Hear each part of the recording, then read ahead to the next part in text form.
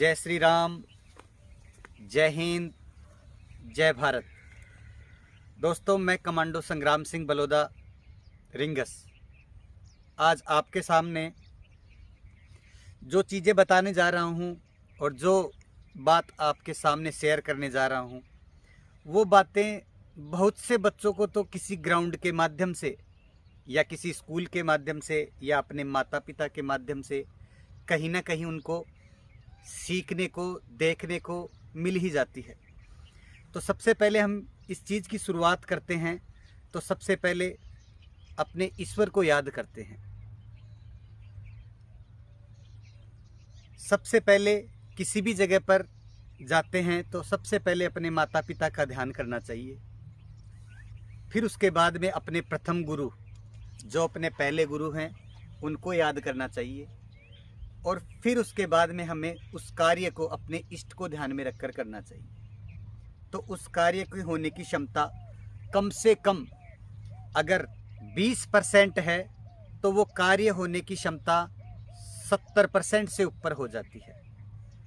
तो एक बार सबसे पहले हम नमन करते हैं उनको और अपने काम की शुरुआत करते हैं। गुरुर ब्रह्मा गुरुर विष्णु गुरुर्देव महेश्वराय, गुरुर साक्षात परम ब्रह्म तस्मै श्री गुरुवे नमः।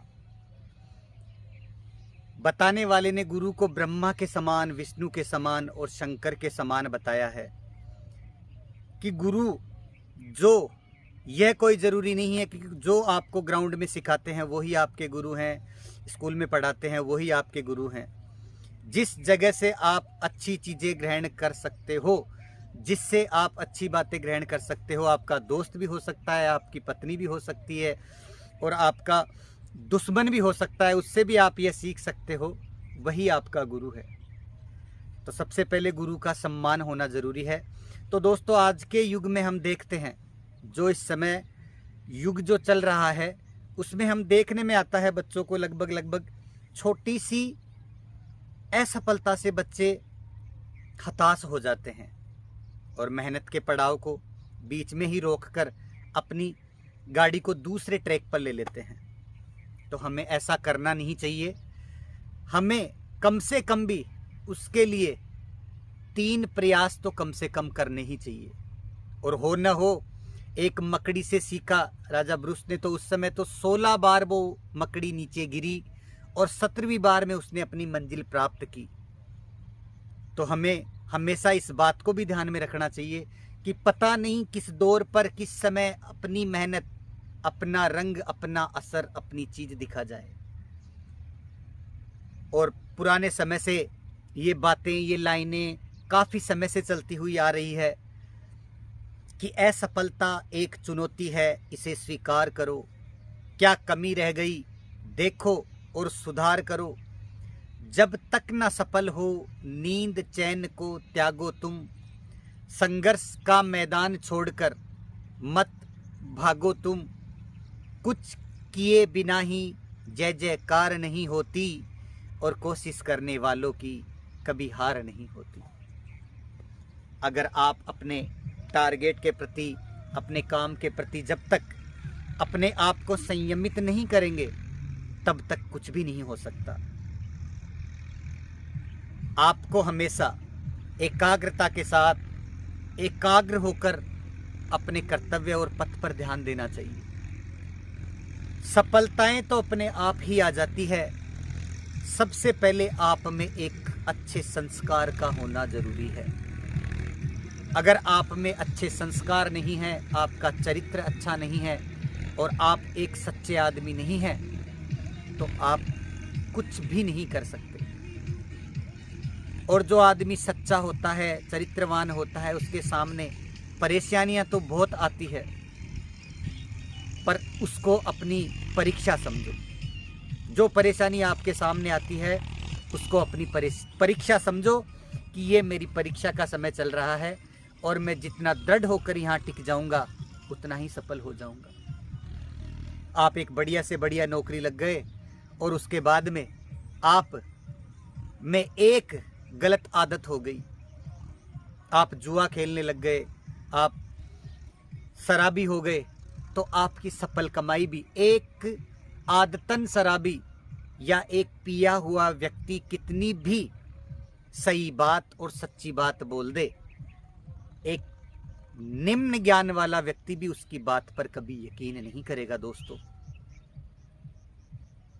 तो उस बात की वैल्यू उस व्यक्ति से नहीं है, उस व्यक्ति के चरित्र और उसकी सत्यता से है। और आदमी सफल होने के लिए सभी प्रयास करता है, लेकिन फिर भी सफल नहीं हो पाता तो वो ईश्वर को दोष देने लग जाता है, अपने इष्ट को दोष देने लग जाता है, अपने माता पिता को दोष देने लग जाता है। ऐसा नहीं है दोस्तों। क्या पता वो समय उसका प्रतिकूल चल रहा हो, क्या पता वो समय कुछ उसको अच्छा देना चाहता हो, क्या पता एक ना एक दिन उसका ऐसा समय आ रहा हो कि जो कर्म क्षेत्र उसने चुना है उसके विपरीत कर्म क्षेत्र चुनकर उसको वो कार्य करना पड़ेगा। कि 2 लाइनों से इस बात को मैं आपके सामने देता हूं कि मैं ना होता तो तुम्हें गजल कौन कहता, मैं ना होता तो तुम्हें गजल कौन कहता, तेरी आंखों में जो काजल है उसे कमल कौन कहता। ये तो सब असर इस प्यार का है दोस्तों, वरना पत्थर के ढेर को ताज महल कौन कहता, पत्थर के ढेर को ताज महल कौन कहता। तो ये समय की बात है। उस समय जब ताजमहल बना था तो हम नहीं थे, पर आज उस ताजमहल की गाथा हम सुनते हैं तो किसी ना किसी के प्रेम से जुड़ी हुई गाथाएं हम सुनते हैं। तो देखिए, मैं इस बात से यही कहना चाहता हूं कि अगर आदमी के साथ चारों तरफ का इन्वायरमेंट, पर्यावरण, सभी लोग अच्छे हैं और सारा माहौल अच्छा है तो वह कुछ भी कर सकता है। एक कलाकार एक मूर्ति को जब रूप देता है तो वह उसी प्रकार से अपने मन में विचार कर सोच कर ही उसको घड़ाई करता है, तब वो एक अच्छी साकार मूर्ति के रूप में उभर कर आती है। वो मूर्ति मृत नहीं, वो उसकी जीवित भावनाओं का प्रत्यक्ष उदाहरण है। और दोस्तों, आज के प्रयास में अब थोड़ा सा ध्यान मेरे इस चैनल के माध्यम से आपको सभी प्रकार की चीज़ें देखने को मिलेगी। इसमें आपको डिफेंस संबंधी जानकारी वो भी आपको देखने को मिलेगी, इसी के साथ ही आपको भजन वो भी आपको देखने को मिलेंगे, किसी भी जगह के पर्यटन स्थल की जानकारी सभी अलग अलग प्लेलिस्ट के आधार पर आपको इस चैनल के माध्यम से मिलेगी। और वही जानकारी मिलेगी जो जानकारी प्रत्यक्ष और सही है। मुझे किसी प्रकार की टीआरपी का, किसी प्रकार की ऐसी वैसी कोई चीज़ का कोई शौक नहीं है। मैं चाहता हूं कि आपको वही देखने को मिले जो आज प्रत्यक्ष आपके सामने हो रहा है, जिस दौर से बच्चा गुजर रहा है। आज डिफेंस में देखता हूं कि बच्चे एक बार रनिंग नहीं हुई तो दौड़ को छोड़ देते हैं और बोलते हैं गुरुजी मेरे से दौड़ नहीं होगी, मेरा टाइम तो 6 मिनट आ रहा है, मेरा टाइम तो 5.5 मिनट से ज़्यादा आ रहा है, वहाँ 4:55 का समय दिया गया है। मैं आपको एक बात फिर बता दूं दोस्तों, कभी भी रनिंग टाइम का मायना नहीं रखती है। अगर आप दौड़ते हो तो दौड़ हमेशा आपकी मजबूती के साथ आपकी आंतरिक भावनाओं से दौड़ होती है कि मुझे करना है। ऐसा मुश्किल कौन सा काम है जो मैं कर नहीं सकता? ऐसी कौन सी चीज है जिसको मैं नहीं कर सकता? जो मेरे से आगे दौड़ रहा है उसके भी 2 पैर हैं, मेरे भी 2 हाथ हैं और मेरे में भी वही शरीर है, फिर मैं उस काम को क्यों नहीं कर सकता? मैं कर सकता हूं और मुझे करना भी चाहिए। और ये चीज़ रनिंग पर ही लागू नहीं होती, पढ़ाई पे भी लागू होती है, हर प्रकार की एक्सरसाइज पर भी लागू होती है और सभी प्रकार के क्रियाकलापों पर यही एकाग्रता और दृढ़ निश्चित ही मायने रखता है। अब इसी पड़ाव को हम आगे की तरफ चलते हैं। आज का युवा खूब हताश है इस अग्निवीर भर्ती से। मानता हूं ये युवाओं के अधिकार के साथ गलत हुआ है। कहीं ना कहीं जो बच्चे सेना की तैयारी कर रहे थे उनके मन में ठेस पहुंची है, पर यह तो देश को संचालित करने वाली सरकार या जिसको हम चुनकर भेजते हैं उन लोगों की सोच का अभिप्राय है कि उन्होंने क्या सोचकर ये क्रियान्विति की है, या बंद एसी के कमरे में बैठकर उन्होंने ये डिसीजन लिया कि जो बाहर ग्राउंड में जो बच्चे तैयारी कर रहे हैं उनके फील्ड पर क्या महसूस होगी। तो ये तो थोड़ा सा ऊपर लेवल की बात है, पर कहीं ना कहीं इसमें संशोधित करने का प्राय जरूर है।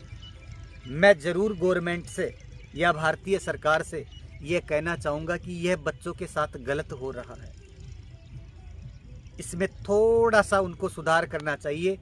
थोड़ा सा बाहर फील्ड में आकर या तो सभी कोचेज वगैरह से या डिफेंस एकेडमी या बच्चों से सर्वे लेकर इस कार्यक्रम को इनको लागू करना चाहिए था, तो शायद इसके नतीजे बेहतर होते और इसका रिजल्ट भी बच्चों को दुखी नहीं करता। आज जो किसी भी प्रदेश में भर्ती हो रही है उस भर्ती में युवा बड़े ही जोश और होश से जाते हैं, तो कागजों की इतनी लंबी लिस्ट दे दी जाती है, उसको 17 प्रकार के 22 प्रकार के डॉक्यूमेंट्स जब एक बच्चा तैयार करता है, जब एक बच्चा 25 प्रकार के 32 प्रकार के डॉक्यूमेंट्स तैयार करता है, तो अगर एक डॉक्यूमेंट्स का 10 रुपये भी खर्चा होता है तो 320 रुपये तो उसके वैसे ही खर्च हो गए। एक बेरोजगार कहाँ से लेकर आएगा? 50 रुपये का स्टाम्प जब वो बना भी लेता है वो भी नहीं चलता। जिस बच्चे की हाइट क्या है, ये तो गवर्नमेंट खाली बच्चों को इस भाई 17,000 फॉर्म लग गए, 17 लाख फॉर्म लग गए, 72,000 फॉर्म लग गए, तो उनको सिर्फ दूर कैसे करें, कितनी जल्दी छटनी करें, ऐसा नहीं करना चाहिए गवर्नमेंट को।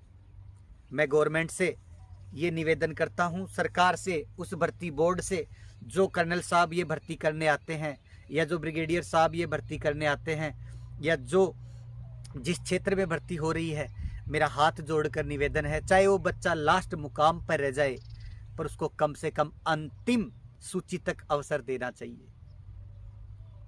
जैसे दौड़ का समय अगर आपने प्रोस्पेक्टर में 5 मिनट 45 सेकंड दे रखा है तो उस बच्चे को उतना समय देना चाहिए जरूर।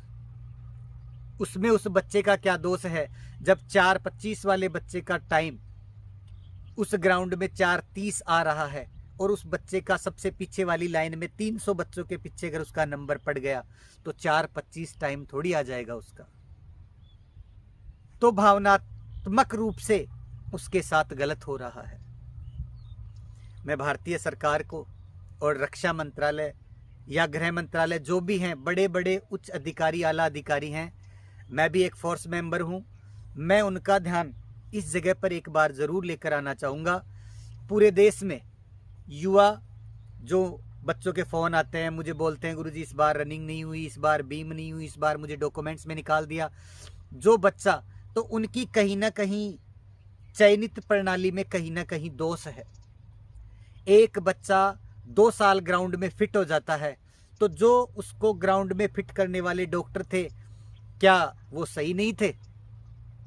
यह प्रश्नवाचक चिन्ह जरूर लगता है कि क्या पहले वाले डॉक्टर साहब गलत थे या इस बार वाले डॉक्टर साहब गलत है। यह सोचने वाली बात है।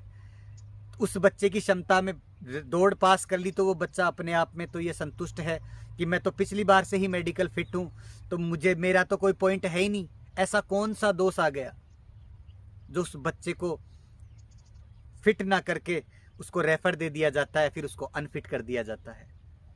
आज इस समय में बच्चे आत्महत्या कर रहे हैं, कोई बिल्डिंग से कूद रहे हैं, कोई फांसी खा रहे हैं। जब यह सेना भर्ती से अग्निवीर अग्निपथ के तहत ये भर्ती लागू हुई तो कम से कम भी इस देश में 30 बच्चों ने मौत को गले लगाया होगा, कम से कम।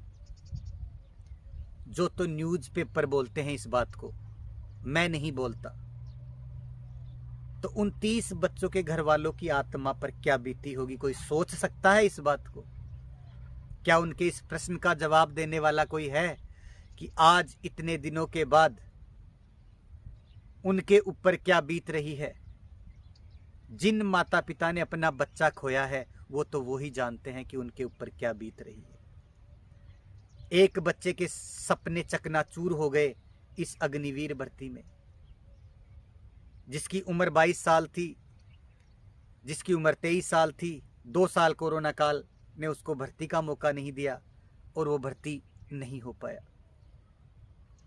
इस बार जो बैच, या तो यह पहले से निर्धारित कर दे सरकार कि यह बैच 200 का होगा, इस बार बैच 150 के होंगे, तो उसी प्रकार से वो बच्चा अपने गांव में, शहर में या किसी डिफेंस अकादमी में कहीं भी जाए तो वो कम से कम वो तैयारी उस प्रकार से उसको सही प्रकार की तैयारी मिल सके। या फिर पहले टेस्ट ले लिया जाए, पहले बच्चों से टेस्ट ले लिया जाए, जो बच्चा पास हो जाए उसके बाद में ही उसको आगे भर्ती का मौका दिया जाए। तो कहीं ना कहीं इस सिस्टम में सुधार की आवश्यकता है और वह सुधार एक बार जरूर ध्यान में रखकर जरूर करना चाहिए। तो मैं एक बार जरूर इस बात से कहूँगा कि यह आज के युवा के सामने बहुत बड़ी परेशानी है। आने वाले समय में देश की सेना पर बहुत ज़्यादा प्रभाव इस बात का रहने वाला है, इसकी कहीं ना कहीं कार्यशैली पर यह प्रश्नवाचक चिन्ह जरूर आएगा। चाहे वो देश की कोई सी भी स्पेशल फोर्स हो, चाहे किसी भी प्रकार की बटालियंस इन्फेंट्री हो या कोई कोर हो, कहीं ना कहीं इस चयन प्रणाली से बच्चों में कहीं ना कहीं मानसिक विकार उत्पन्न होंगे और जो कार्य है वो ठीक प्रकार से नहीं हो पाएगा। अब मैं यही कहना चाहूँगा कि आप सभी से कि एक बार इस चीज़ को सभी थोड़ा सा कहीं ना कहीं इसको प्रेषित करें या एक बार सरकार इस पर पुनर्विचार करे।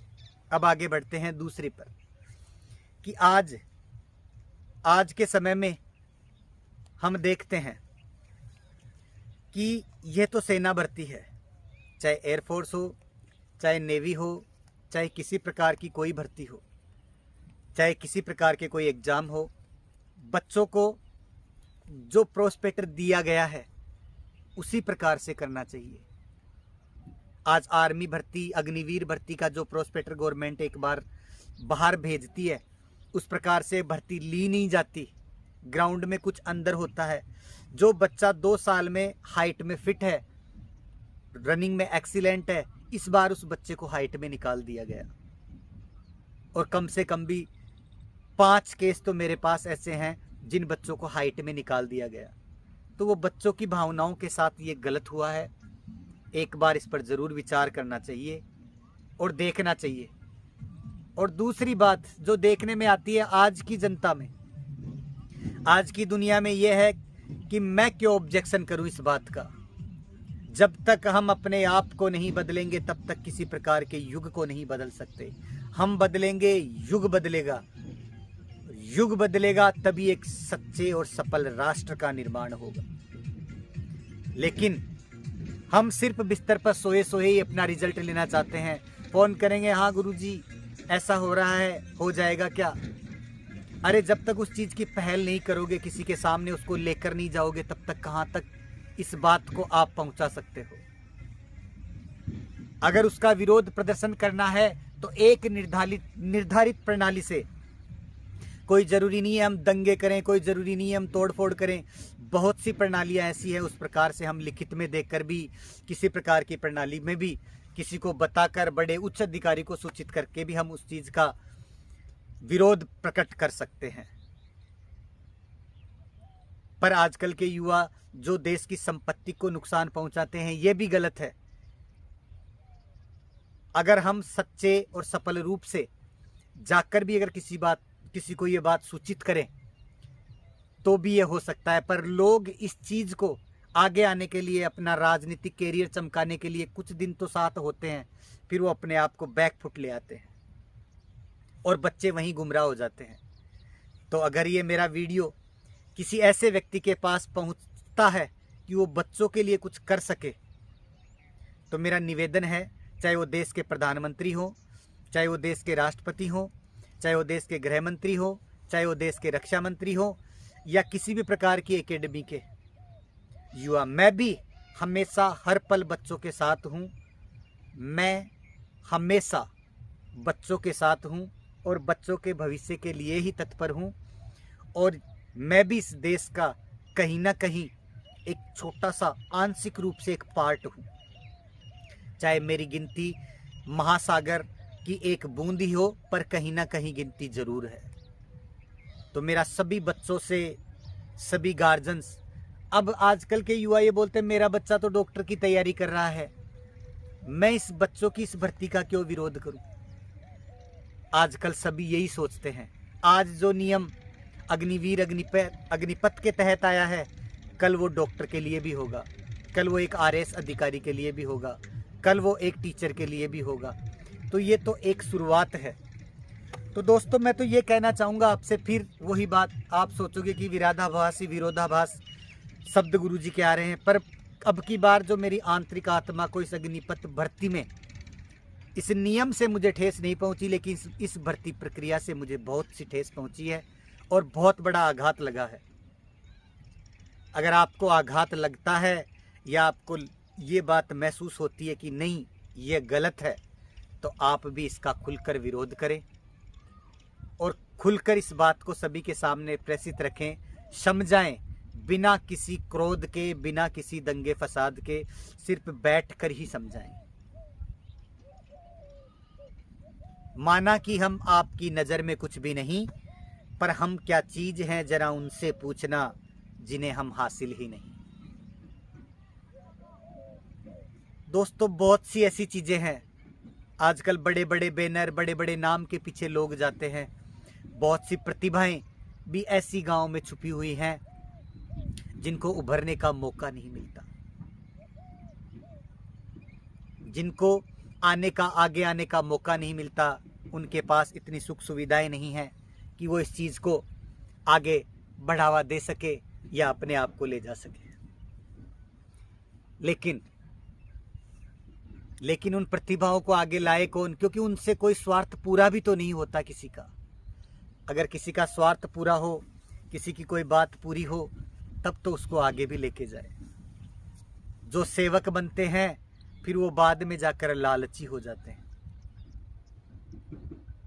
सब कुछ जरूरी है, स्वार्थ मुझे भी है, स्वार्थ मेरा भी है, पर स्वार्थ तो एक बच्चे को जो जन्म देती है माँ, सबसे बड़ा रिश्ता माँ और बेटे का होता है, वह माँ भी स्वार्थी ही होती है। जब तक अगर वो बच्चे को दूध नहीं पिलाएगी तो उसके स्तन में दर्द शुरू हो जाएगा। जब तक वो बच्चा रोएगा नहीं तब तक वह दूध नहीं पिलाती। तो हर रिश्ता स्वार्थ पर है, लेकिन आंशिक स्वार्थ के साथ साथ सभी प्रकार की व्यवस्थाएं और सभी प्रकार का काम भी पूरा चलना चाहिए। सभी 5 तारीख को दिल्ली चलो, 5 सितंबर दिल्ली चलो, अग्निपथ अग्निविरोध 5 अगस्त को दिल्ली चलो, सब चले, जेल भरे आंदोलन हुआ, जोर शोर से उस अग्निवीर भर्ती का विरोध हुआ, लेकिन किसी भी व्यक्ति ने इस प्रकार से नहीं सोचा कि ये इतने बच्चे यहाँ अगर इकट्ठे हुए हैं तो कहीं ना कहीं उनको ठेस तो जरूर पहुंची है। जो बाहर ग्राउंड में दौड़ता है तकलीफ तो उसको महसूस होती है, जो ग्राउंड में काम करते हैं उनको पता है कि ये सिस्टम में कहाँ दिक्कत है, क्या इन्होंने गलत किया है, क्या इन्होंने सही किया है। कोई ज़रूरी नहीं है कि मेरी सारी बातें सही हो, मैं ये नहीं कहता, पर इस बार भर्ती के प्रोस्पेक्टस आप अग्निवीर का उठा के देख लीजिए। Running time 1600 meter 5 minute 45 second है। अगर एक भी बैच में किसी भी प्रदेश में अगर 5 मिनट 45 सेकंड दिया गया हो तो एक बार जरूर इस पर विचार करें। तो क्या जो बच्चा 5:40 में दौड़ कर रहा है, 5:35 में दौड़ कर रहा है, वो भर्ती के लायक नहीं है क्या? वो भी दौड़ के लायक है। जिस बच्चे की एक 72 हाइट है सेंटीमीटर, उस बच्चे को भी बाहर निकाल दिया गया सिर्फ उस रस्सी से चेक करके। ये भी बच्चे के साथ गलत है। उस बच्चे ने 10th क्लास पास कर रखी है, उसके डॉक्यूमेंट्स, वो बच्चा बोल रहा है कि मेरे डॉक्यूमेंट्स को आप चेक कर लीजिए और कहीं भी अजमेर बोर्ड तक चेक करवा लीजिए, ये गलत हो तब आप मुझे सर बाहर निकाल देना। वो पैरों में गिड़गिड़ा रहा है। किसी गरीब किसान का बच्चा, किसी गरीब मजदूर का बच्चा अगर दौड़ पास करके, इतने पड़ाव पास करके वहां तक पहुंच गया तो कम से कम क्या उस भर्ती जेडआरओ बीआरओ जो भी हैं उनको ये मौका नहीं देना चाहिए बच्चे को? तुरंत उसके डॉक्यूमेंट्स उसको दे दिए जाते हैं और बोल दिया जाता है कि नहीं, आप जाइए, आप भर्ती के लायक नहीं हो। ऐसा क्यों? ऐसा क्यों? कम से कम उसको मौका देना चाहिए। क्या 50 रुपए की छोटी रसीद लगाने से, अब की बार जयपुर भर्ती में देखा गया 50 रुपए की स्टाम्प या तो गवर्नमेंट ने जारी क्यों की वो, और जारी की, और 50 रुपए की उस छोटी स्टाम्प पर उन्होंने अगर किसी एडवोकेट साहब ने अगर सील लगाकर दे दी तो वो क्या सही नहीं है क्या? नहीं, ये बड़े वाले स्टाम्प की लेकर आओ, जो बड़ा प्रिंट है 50 का 500 का, वो लेकर आओ। तो वो बच्चे को निकालने की, सिर्फ अगर ये नियम कानून अगर संशोधन करके ही बच्चों को भगाना है या करना है तो वैसे ही कर दो। ये भर्ती करने की, ये चयन प्रक्रिया पे देश का इतना खर्चा करने की क्यों आवश्यकता है? जब एक भर्ती बोर्ड जब एक भर्ती करने के लिए 15 दिन किसी गांव में आता है, पड़ाव डालता है, तो आप सोचो एक भारतीय सरकार के कितना खर्चा होता होगा। मैं ये नहीं कहता अगर बच्चा अनफिट है तो उसे निकालो, बाहर निकालो, बेशक निकालो, कोई दिक्कत नहीं है। उस बच्चे की कोई कमी है तो निकालो, उसको बाहर निकालो, बेशक उसको बाहर निकालो, पर कम से कम उसकी सुन तो लो। एक बार एक बच्चा एक बात को अगर 2 बार बोल देगा तो उसको लाठियां खानी पड़ती है, कहीं मार खानी पड़ती है, वो पिटाई के डर से अपनी बात नहीं बोलेगा। क्या आप लोग मेरे इस वीडियो को देख रहे हैं, क्या आप लोग मेरी इस बात से सहमत नहीं है कि क्या 5:45 अगर रनिंग 1600 मीटर का क्राइट एरिया है तो उस बच्चे को अगर उसका टाइम 5:35 है और जब बैच का टाइम 5:15 दिया गया है तो वो भर्ती कैसे हो सकता है? उस बच्चे की क्या कमी है?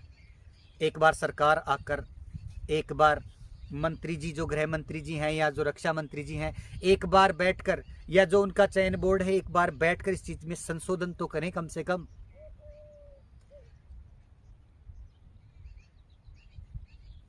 मेरा कहने का अभिप्राय यही है कि जो कई प्रकार की चीजें हैं वो नियम तो बना दिए, पर उन नियमों पर खुद भर्ती बोर्ड ही खरा नहीं उतरता है। एक बार देखे तो सही कम से कम आकर, जब हर भर्तियों में, एक पुलिस की भर्ती हो गई, एक सीपीओज की कोई भी भर्ती, एसएसबी, आईटीबीपी, सीआईएसएफ, सीआरपीएफ, जो भी भर्ती है, हर भर्ती के अंदर अगर पूरा टाइम दिया जाता है तो देश की सबसे बड़ी मजबूत कंधे वाली फौज में 5:45 टाइम निर्धारित किया गया है, तो उन बच्चों को 4:50, 5:05, 5:15, 5:30 टाइम ही क्यों दिया जाता है? जो लास्ट के 5:45 तक उसको समय क्यों नहीं दिया जाता? तो अगर क्या वो 300 के बैच में अगर 200 बच्चे भी रनिंग कर जाएंगे तो उनके लिए क्या गलत हो गया? फिर वो भर्ती लेने ही क्यों आते हैं? फिर ये भर्ती प्रक्रिया निर्धारित ही क्यों की? या तो फिर वो नियम इस प्रकार से कर दिया जाए कि नहीं 5:15 या 5:30 तक ही बच्चे भर्ती होंगे, तो कम से कम जो बच्चे ग्राउंड में तैयारी करते हैं वो 5:30 वाले ही उस भर्ती ग्राउंड में पहुंचे। जो 5:30 से लेकर 5:45 वाले बच्चे हैं वो तो कम से कम इस खर्चे से बचें और अपनी परेशानी से बचें और अपना दूसरा टारगेट समय रहते ही चुन लें। 4 साल की भर्ती के लिए इतने कठोर नियम, ऐसा तो कभी नहीं हुआ। इतिहास गवाह है, आर्मी में कभी जो भर्ती हुई वो कभी रद्द नहीं हुई, ऐसा पहली बार हुआ। इतिहास गवाह है, जो बच्चों जिन्होंने एग्जाम दे दी, एग्जाम पास हो गए, एयरफोर्स की जिनकी ज्वाइनिंग नहीं हुई, ऐसा पहली बार हुआ है, ये इतिहास गवाह है। पहले पूरे राजस्थान लेवल पर भर्ती होती थी, बैच 500, 700, 400, 700 मनमर्जी के बैच थे, समय चलता था। फिर आज तहसील वाइज भर्ती है, फिर भी उस भर्ती में 4 साल की भर्ती में इतने कड़े नियम। बच्चों को मौका देना चाहिए या बच्चों को निकालना चाहिए? कहीं ना कहीं इस जगह पर बहुत बड़ी चूक है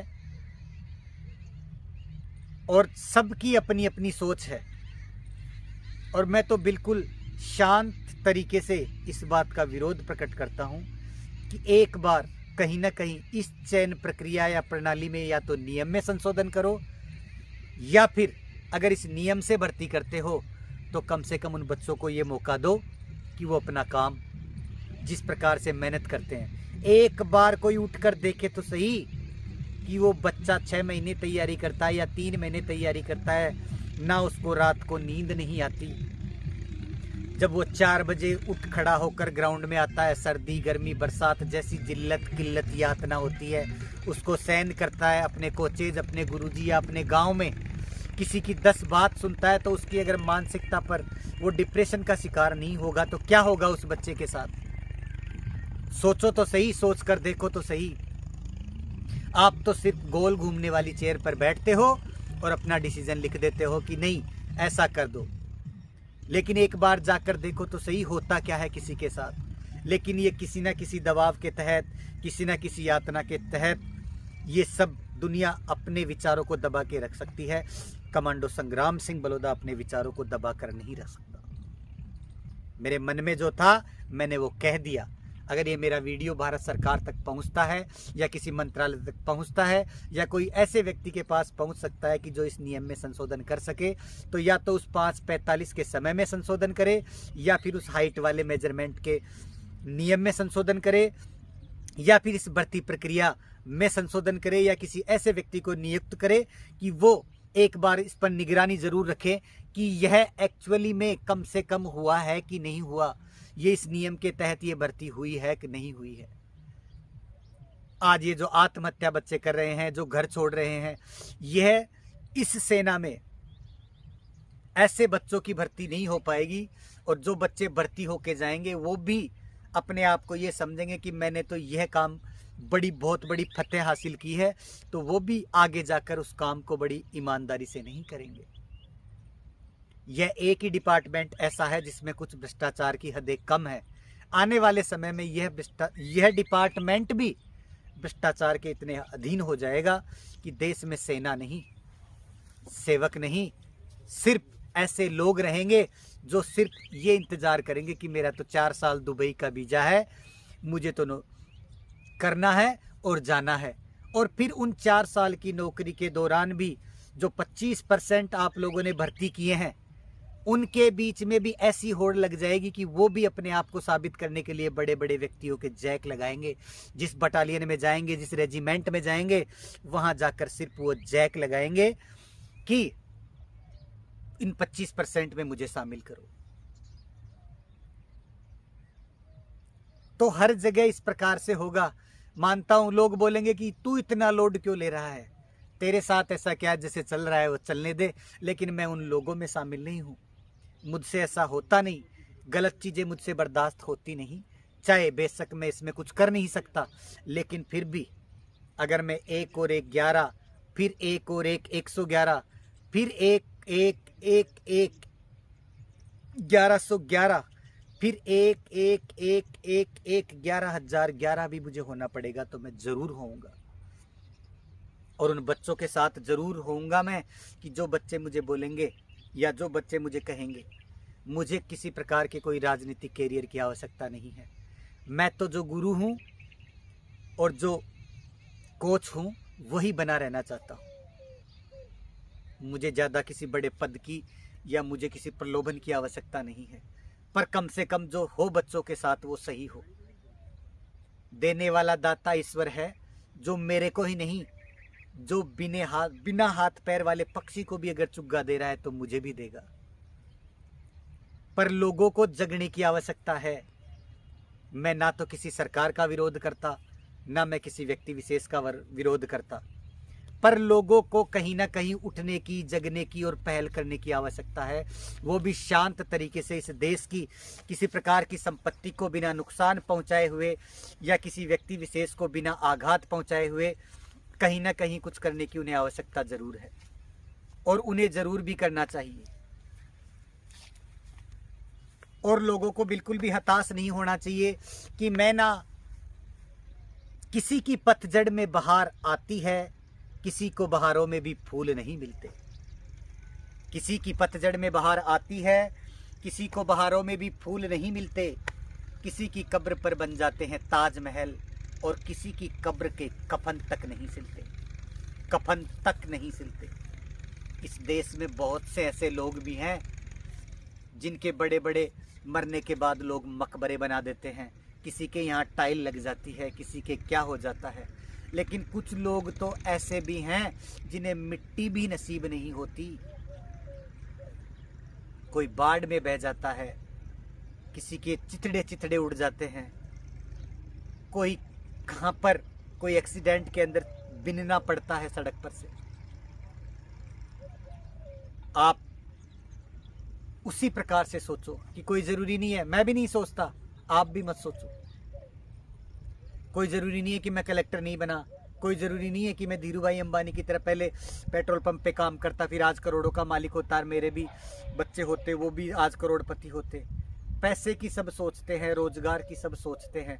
अगर अपनी आवश्यकताएं, अपनी सीमाएं अपने से ऊपर वाले को देखकर अगर आप सोचोगे मन में, तो अपने आप को दुखी करोगे,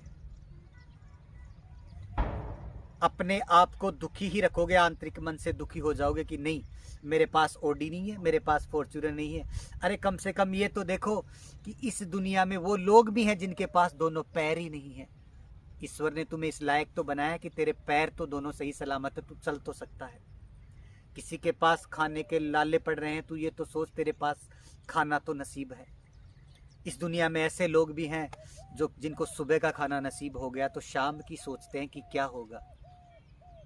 अगर अपनी आवश्यकताएं, अपने अधिकार अगर इतने ज्यादा करोगे तब तो दुखी हो जाओगे। मैं तो सिर्फ एक बार फिर वहीं अपनी जगह पर वापस आता हूं कि मुस्कुराते हुए रहो, मुस्कुराना ही जिंदगी का राज है। मुस्कुराते हुए रहो, मुस्कुराना ही जिंदगी का राज है। जिंदगी में मुस्कुराहट नहीं तो सब कुछ बेसुरी आवाज है। अगर तुम मुस्कुराते हुए नहीं रहोगे, मैं दुखी हो गया, मैं मर गया, मेरे ये हो गया, मेरे वो हो गया, कि कहीं किसी कवि ने कहा था और किसी से मैंने सुनी थी ये दो लाइनें कि अगर दोस्तों के साथ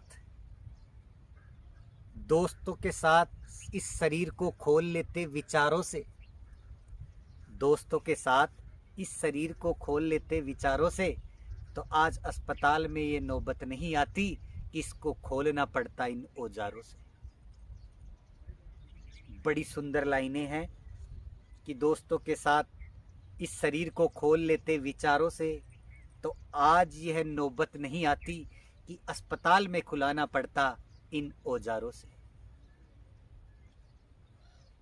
तो आपसे मैं यही कहना चाहूँगा कि हमेशा अपने चारों तरफ के जो सही, संयमित और सही परिभाषा और या सही प्रकार की सलाह देने वाले दोस्त अगर आपके सामने हैं, आपके आसपास हैं, तो सही प्रकार का निर्णय लें।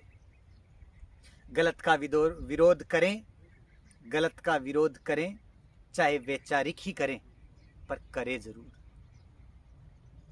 वरना एक दिन वही गुलाम वापस हो जाएंगे हम, हमारी कोई सुनने वाला नहीं रहेगा।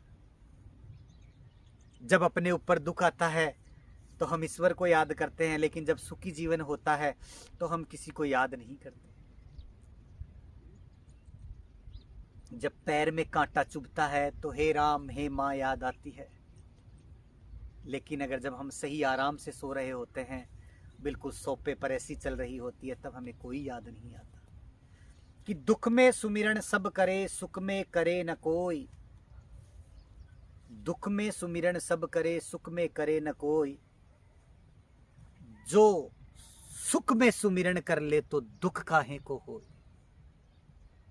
अगर व्यक्ति सुख में भी अगर सुमिरन कर ले तो दुख आए ही नहीं, लेकिन जब वो सुखी हो जाता है तो अपने आसपास नीचे वाले सबको भूल जाता है, और जब दुख आते हैं तो उसको सब याद आने लग जाते हैं।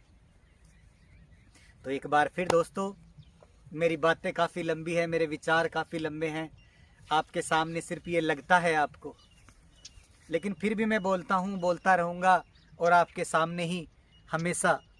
कभी आपके ऊपर तनिक भी छोटा सा भी दुख हो और आपको लगे कि मैं कुछ कर सकता हूँ, तो मुझे ज़रूर याद करना।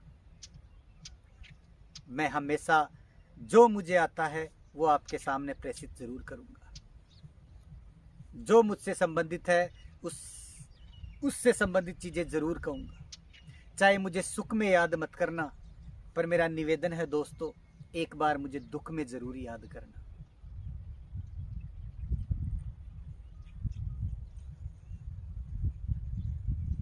एक बार ज़रूर मुझे दुख में ज़रूर याद करना। मैं हमेशा आपके साथ, हमेशा आपके साथ। तो दोस्तों, फिर मैं वहीं शुरू में फिर वहीं लौट के आता हूँ, तो जो दोस्त हताश हो गए इस भर्ती के तहत या जिनकी एज हो गई, वो भी निराश ना हो। क्या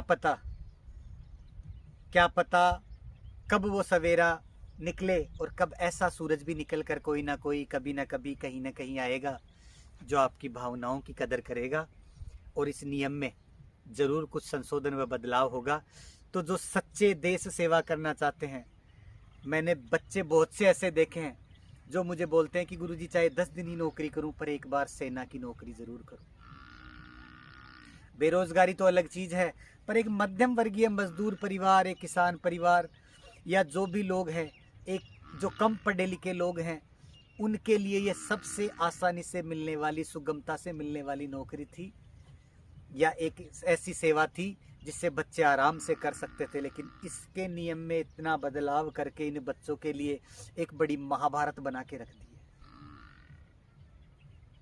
मेरी गुजारिश है, मेरा निवेदन है एक बार हाथ जोड़कर कि एक बार पुनः विचार करके इन नियमों में बदलाव किया जाए, या फिर इस भर्ती प्रक्रिया का प्रोस्पेक्टर ही बदल दिया जाए। जो मुझे आशा ही नहीं वरन पूर्ण विश्वास है कि ऐसे लोग भी हैं जो ज़रूर इस पर विचार करेंगे और ज़रूर इस पर सोचेंगे कि नहीं, मुझे करना चाहिए, और करना लाजमी भी है और ज़रूरी भी है। वरना इस देश में ऐसी ऐसी प्राकृतिक आपदाएं आती रहेंगी, आई भी हैं, जिनसे मिलकर लड़ने वाला, जिनसे मिलकर मुकाबला करने वाला कोई नहीं मिलेगा। आज हम एक नहीं होंगे तो कभी नहीं होंगे। आज हम कोई चीज़ छोटी सी है, आज तो ये छोटा सा जख्म है, लेकिन समय के साथ जब यह नासूर बन जाएगा, और जब नासूर बन जाएगा तब इसका इलाज नहीं हो पाएगा। इसलिए मैं ये कहता हूँ कि हमेशा हमें ये सोचना चाहिए, हमें ये देखना चाहिए कि क्या मैंने जो निर्णय लिया वो सही है, क्या यह जो हो रहा है वो सही प्रकार से हो रहा है। तो सभी मिलकर आएं और एक कदम इसकी तरफ भी बढ़ाएं। यह कोई मायने नहीं रखता कि किसी के फॉलोअर्स 50 लाख हो, 1 करोड़ हो, या कोई और हो, वो इस बात को बोले तभी वो बात सत्य हो। एक निम्न श्रेणी का व्यक्ति भी, एक अल्प ज्ञान वाला व्यक्ति भी, और एक साधारण व्यक्ति भी कई बार और कितनी ही बार ऐसी बात बोल सकता है, बोलता है, उस बात का खूब बड़ा अभिप्राय होता है। सिर्फ और सिर्फ सामने वाले को ये लगता है कि यह बात इसने कही है, मैं मानूं कि नहीं मानूं।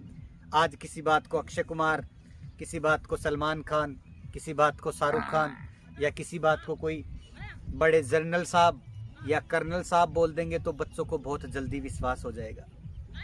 हाँ, बोलेंगे कि लक्स, आज लक्स साबुन का ऐड आ गया, लाइफ बॉय का आ गया, किसी भी साधारण साबुन का आ गया, किसी और बड़े साबुन का ऐड आ गया कि नहीं, ये 99% आपके शरीर के कीटाणुओं को साफ करता है। ये बात अगर कोई मेरे जैसा व्यक्ति अगर बोले, आप नहीं मानोगे, आपको विश्वास नहीं होगा इस बात का,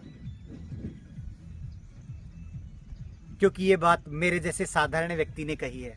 अगर वो बोलेंगे या कोई भी देश का बड़ा व्यक्ति बोलेगा तो आपको लगेगा, या कोई भी इस वर्ल्ड का बड़ा आदमी बोलेगा तो आपको लगेगा कि नहीं, यही सही है।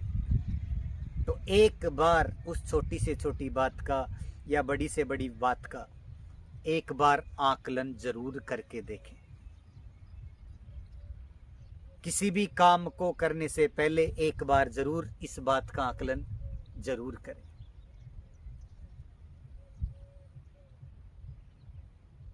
वरना फिर परिणाम के लिए तो मैं क्या बोलूं। और दुखी हर आदमी है इस दुनिया में। कहीं आप सोचो कि मेरे ये दुख है, मेरा वो दुख है, दुखी सभी हैं। ऐसा कोई व्यक्ति नहीं है जो दुखी ना हो। मैं भी दुखी हूं, आप भी दुखी हैं। हर व्यक्ति को किसी ना किसी चीज का दुख जरूर होता है। सांत्वना देने वाले सब मिलेंगे आपको, मैं भी सांत्वना दूंगा। लेकिन अपने दुख और अपनी परेशानी का सामना तो आपको अपने आप ही करना पड़ेगा। इसमें माध्यम जरूर लोग कहीं ना कहीं रूप में किसी न किसी तरीके से बन सकते हैं। अब आप लोगों को ये लग रहा होगा कि बड़े भाषण दे रहा है, खूब प्रकार से हमें ज्ञान दे रहा है। मैं ज्ञान नहीं दे रहा, मुझे सिर्फ जितना ज्ञान है सिर्फ मैं वो बता रहा हूं आप लोगों को।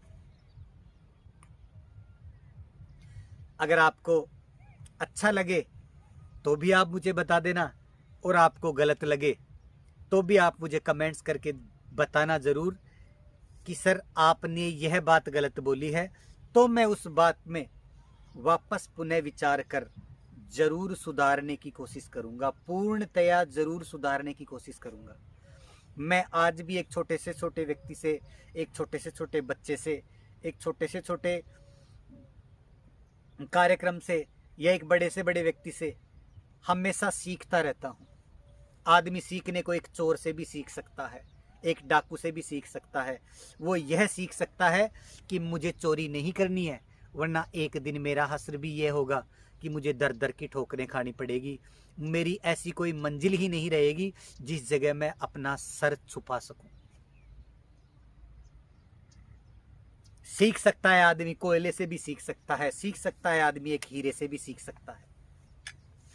कोयले से ये सीख सकता है कि ये ज्यादा देर हाथ में लूंगा तो मेरे हाथ काले हो जाएंगे, और हीरे से यह सीख सकता है कि मुझे अगर हीरे जैसी चमक अगर अपने आप में रखनी है तो अपने आप में, अगर मुझे हीरे जैसी चमक अगर अपने आप में रखनी है तो मुझे उस घिसाई से भी एक पत्थर का हीरा जो बनता है वो सामने करना जरूर पड़े, उस परेशानी का सामना जरूर करना पड़ेगा मुझे।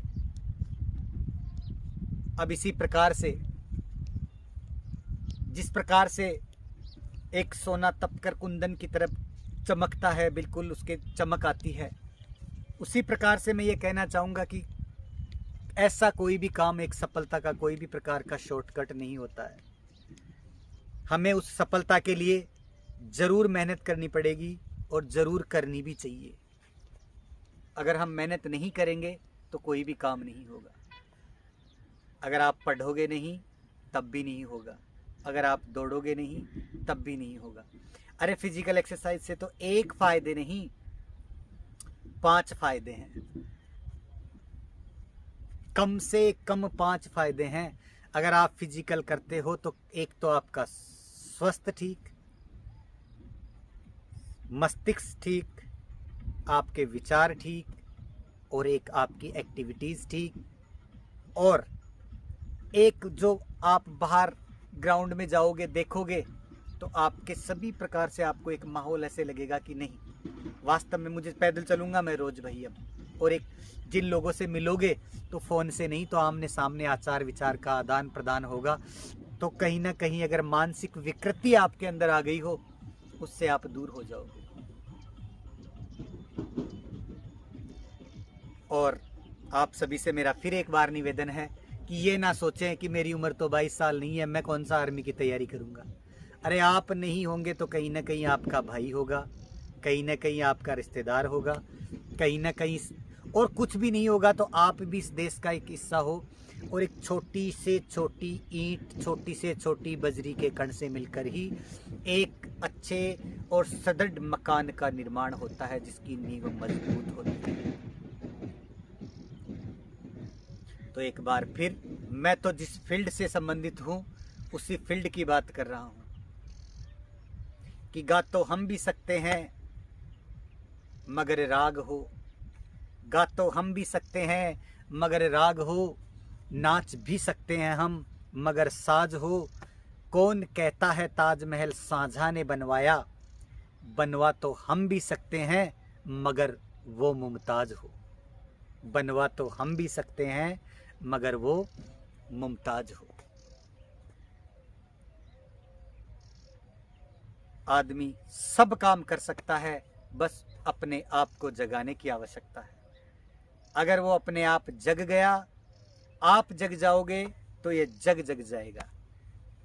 तो फिर अब अंतिम रूप से एक बार फिर आपसे जो ये अग्निवीर अग्निपथ के तहत जो भर्ती है, मेरा हाथ जोड़ करके निवेदन है एक बार कि जो भी इससे संबंधित व्यक्ति हैं या जो भी इस देश में, जो भी इस नियम में कहीं ना कहीं मेरे मतानुसार इसमें संशोधन की आवश्यकता है, आप सहमत हैं तो ज़रूर एक बार इसमें ज़रूर सजेस्ट करें कि हाँ, हम इस चीज़ से ज़रूर सहमत हैं।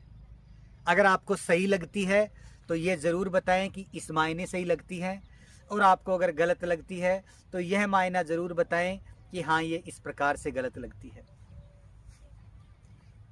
तो एक बार मेरे मन, वचन, क्रम, वाणी से अगर किसी को किसी प्रकार की ठेस पहुंची हो तो मैं ज़रूर अपने शब्द क्षमा प्रार्थी हूं।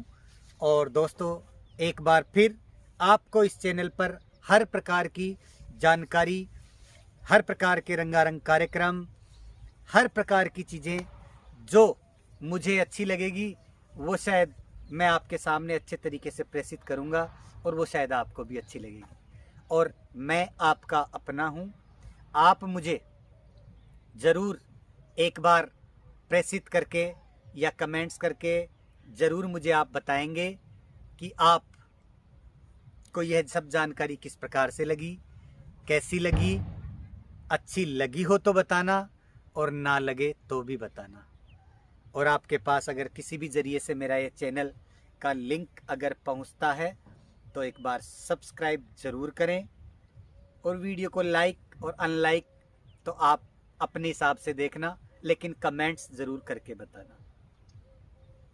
और एक बात और बताना चाहूँगा फिर कि बच्चों, हताश होने की आवश्यकता नहीं है, और ना ही उनके माता पिता को निराश होने की आवश्यकता है। देखो, ये प्रकृति है और ये समय है जो हर समय अपनी परीक्षा ज़रूर लेता रहा है और लेता रहेगा। हमें इनका सामना इसी प्रकार से डट कर करना है, चाहे वो किसी प्रकार का क्षेत्र हो, कैसा भी क्षेत्र हो। जो बच्चे किसी भी क्षेत्र की तैयारी कर रहे हैं, मैं उनसे यही कहना चाहूँगा कि कभी भी हताश और निराश होकर ऐसा कदम मत उठा लेना जो आपके माता पिता को ज़मीन की तरफ देखना पड़े। और ख़ासकर आप मेरा इशारा समझ गए होंगे, ये आत्महत्या, सुसाइड, ऐसी चीज़ें कभी भी मत करना, कभी भी। अगर आप यह चीज़ करोगे तो उस माता पिता की और अपने परिवार की, अपने समाज की, अपने गांव की, अपने तहसील की, अपने ज़िले की, अपने राज्य की, अपने देश की, और अपने इस ब्रह्मांड की सोचकर एक बार ये कदम उठाना। और फिर भी आपको लगता है तो एक बार आपका अपना जो परम हितैषी दोस्त है या जो भी है, एक बार तो कम से कम उसको ज़रूर सूचित करना कि यार, मेरे ये समस्या है, एक बार मेरी तू समस्या सुन, तुझे क्या लगता है, मुझे क्या करना चाहिए। एक बार तो ज़रूर इस बात को ज़रूर सुन। यह कदम उठाने से पहले अगर एक बार आप किसी को बताओगे तो आपके विचार क्या पता बदल जाएं और वो गलत कदम हट जाएं। तो दोस्तों, आपका समय काफ़ी ले लिया मैंने इस वीडियो के माध्यम से, और इसी चीज़ को थोड़ा सा एक तरफ और लेके जाऊंगा। डिफेंस के अलावा, डिफेंस की जानकारी के अलावा इसी चैनल पर आपको कल्चरल एक्टिविटीज़, किसी जगह की, स्थान की जानकारी, जहां मैं जाऊंगा जो मुझे अच्छा लगेगा वही आपको इस चैनल पर व्लॉग के माध्यम से मिलता रहेगा। तो आप भी मेरे साथ बने रहिए। हमेशा आपके साथ अपना कमांडो संग्राम सिंह, बलौदा, रिंगस।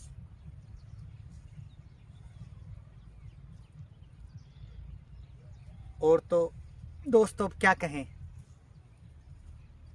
जो चीज़ मैंने कहनी थी वो हो गई, जो चीज़ मुझे कहना था वो सब प्रकार से हो गई, और मैं इसी प्रकार से कहता रहूँगा आपको।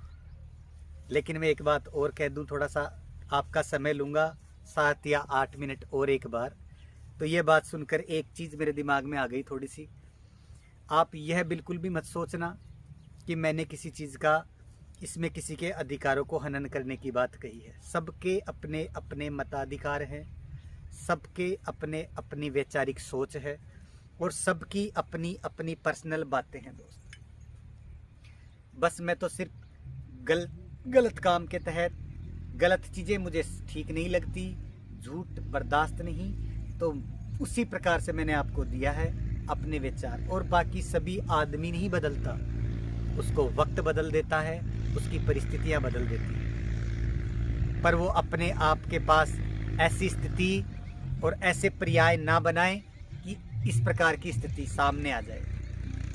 होता है, मैं ये भी मानता हूँ कि किसी के साथ बहुत गलत होता है, और जब उस व्यक्ति के साथ कहीं ना कहीं उसको सही प्रकार से कानून व्यवस्था के कारण सही न्याय नहीं मिलता, या घर के परिवार के कारण, द्वेषता के कारण, एक तरफ ज़्यादा स्नेह है एक तरफ कम स्नेह के कारण उसको सही प्रेम नहीं मिल पाता, तब वो व्यक्ति बदल जाता है। संतान सुख के कारण वो व्यक्ति बदल जाता है। तो सभी प्रकार तो दोस्तों, फिर मैंने आपसे कहा कि एक बार फिर किसी न किसी रूप में आप ज़रूर विरोध प्रदर्शन करें। और इस बार जो अग्निवीर अग्निपथ के तहत जो भर्ती हुई, मुझे इतना आघात पहुंचा है, तो शायद उन बच्चों को कितना आघात पहुंचा होगा। तो या तो फिर गवर्नमेंट एक बार इस सत्यता की जांच करें कि 2 साल से जो मेडिकल फिट बच्चा था वो इस बार 4 पॉइंटों के साथ अनफिट कैसे हो गया। ये कोई बनी बनाई या सुनी सुनाई बातें नहीं, ये प्रत्यक्ष इस चीज़ के उदाहरण हैं जो मेरे स्टूडेंट हैं। 2 साल जिन डॉक्टर्स ने उनको फिट किया, तो 1 साल अब की बार अनफिट कैसे कर दिया। तो मैं उन डॉक्टर्स पर प्रश्नवाचक चिन्ह जरूर लगाऊंगा कि या तो पहले वाले डॉक्टर साहब में कुछ कमी थी, या इस बार वाले डॉक्टर साहब में कुछ कमी है। पहली बात। दूसरी बात, अगर 1600 मीटर का टाइम अगर 5:45 गवर्नमेंट निर्धारित करती है, तो प्रत्येक बच्चे को 5:45 तक समय देना चाहिए। मैं ये नहीं कहता कि 5 मिनट 46 सेकंड वाले बच्चे को भर्ती करो आप, या तो इस नियम में बदलाव करो। आप अपने प्रोस्पेक्टर में या भर्ती प्रक्रिया में पहले ही दिन ये जरूर निर्धारित कर लें कि नहीं, यह दौड़ भर्ती सिर्फ 5:30 तक वालों तक की होगी। तो कम से कम जिनका टाइम कंटिन्यू 5:30 से लेकर 5:45 के बीच में आ रहा है, वह बच्चा अपना समय तो खराब नहीं करे। तीसरी बात, जो बच्चा 2 साल बराबर हाइट में फिट है, सारी चीजें हैं उसकी, उसी बच्चे के साथ ऐसा क्या है जो वो इस बार अनफिट हो गया।